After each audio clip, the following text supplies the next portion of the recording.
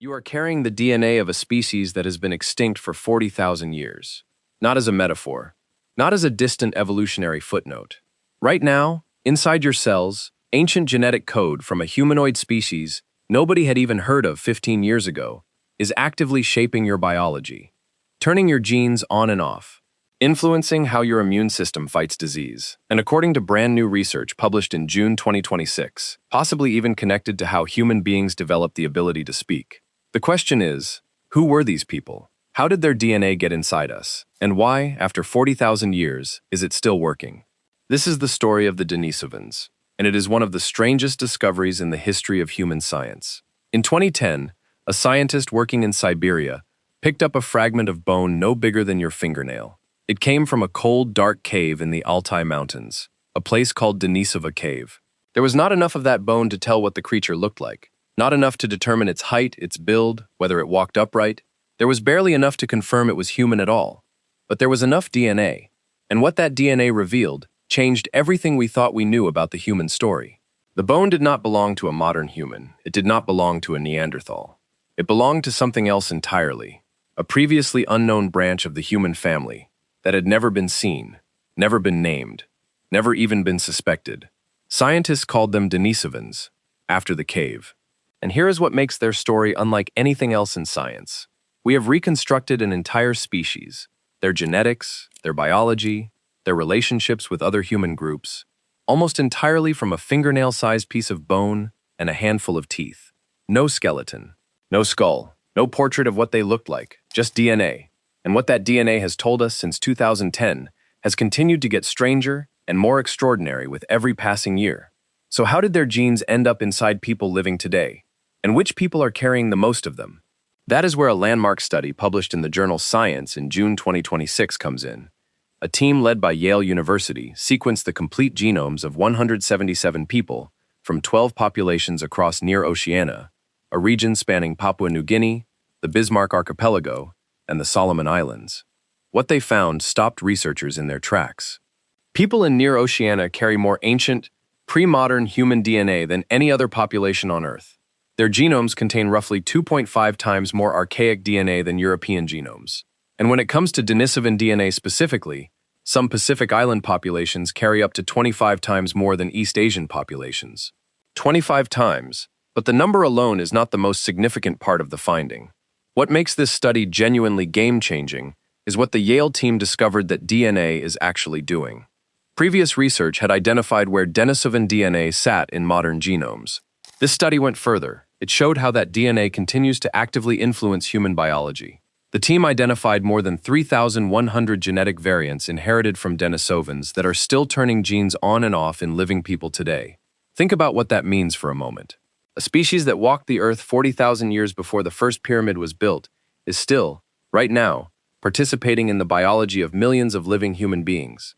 Not as dead code sitting quietly in the genome, as active, functioning genetic instruction. And perhaps most remarkably, the research found evidence that our ancestors did not interbreed with just one group of Denisovans. They encountered at least 3 distinct Denisovan-like populations at different times and in different places as they moved through Asia and into the Pacific. 3 separate encounters, 3 separate genetic legacies, all of them still present, all of them still active.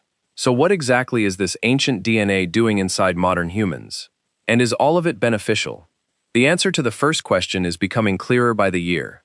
The most well-documented example involves a gene called EPAS1, which helps the body regulate how it handles low oxygen levels.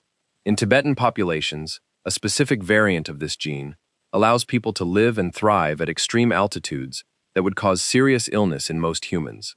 When researchers traced where this variant came from, it did not appear in the general human gene pool. It came from Denisovans, an extinct species, gone for 40,000 years, left behind a biological tool that an entire population of modern humans is still using today, on a mountain range the Denisovans themselves may never have visited. The Yale 2026 study adds substantially to this picture.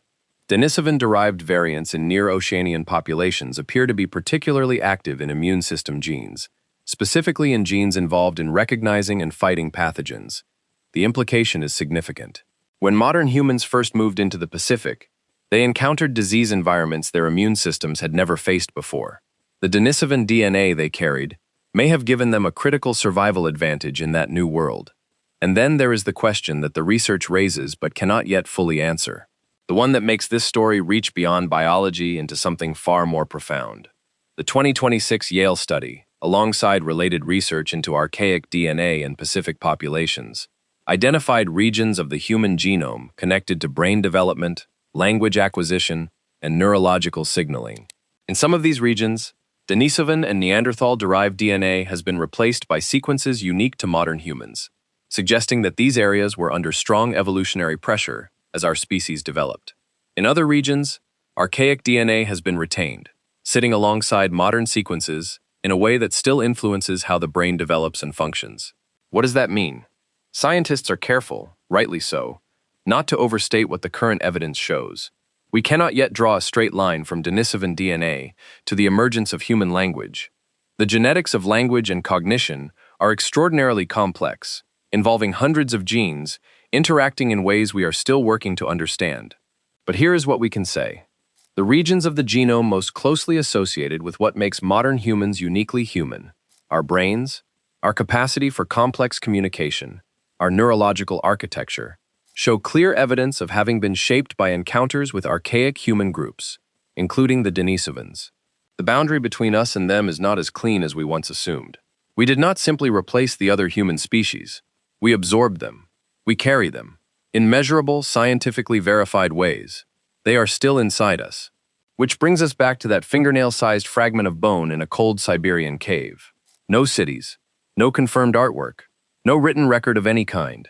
The Denisovans left almost nothing behind that we can see or touch. And yet the latest science tells us they left something far more durable than any monument.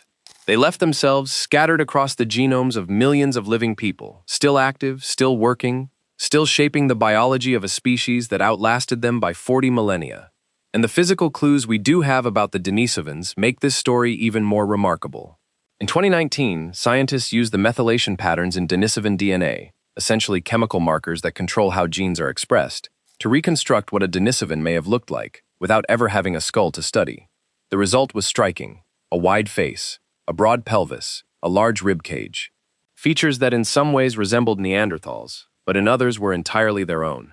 We have never found a complete Denisovan skeleton, but science has given us a portrait anyway, drawn entirely from molecular data, from the chemistry of ancient DNA rather than the shape of ancient bone.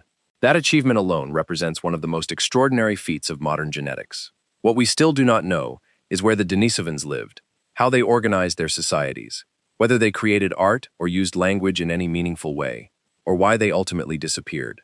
The fossil record is almost completely silent. A finger bone, 2 teeth, a fragment of jaw found in Tibet, at an altitude of 3,280 meters, suggesting they were already adapted to high elevation long before modern humans arrived in the region. That Tibetan jaw fragment found in Baishia Karst Cave dates to at least 160,000 years ago, which means the Denisovans were not a brief footnote in human prehistory. They were here for a very long time, thriving, spreading, adapting, leaving their mark on the world in the only way that truly lasts. Not in stone or clay, but in the living genome of every person who carries their inheritance today. Extinction, it turns out, is not always the ending it appears to be. Next week, we go to Jerusalem, specifically beneath one of the most sacred sites on earth, because archaeologists have just uncovered something extraordinary under the Church of the Holy Sepulchre. First-century farmland, vines, olive seeds, ancient soil, right where history says the Garden of the Tomb once stood. That is our next video, Calibrated Past, where ancient evidence meets modern science.